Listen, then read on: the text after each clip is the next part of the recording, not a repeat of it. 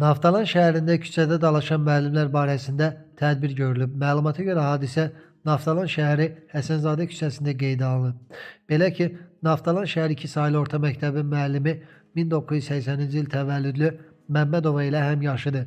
Naftalan şəhər musiqi məktəbinin müəllimi Səfərova arasında küçədə mübahisə düşüb. Daha sonra sözlü mübahisə fiziki şiddətə çevrilib. Onlar bir-birlərinə zərbə endiriblər və yerə yıxıblar. Hər iki müəllim polisə şikayət etdikləri üçün onların barəsində protokol tərtib edilib. Məlum olub ki, onlar orta məktəbdə bir sinifdə oxuyublar, lakin 2018-ci ildə onların münasibəti pisləşib.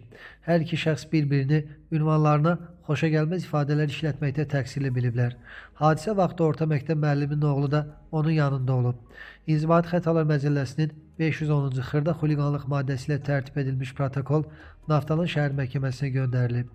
Məhkəmənin qərarı ilə müəllimlər Məmmədova 100, Səfərova isə 50 manat məbləğində cərimə edilərək sərbəst buraxılıb.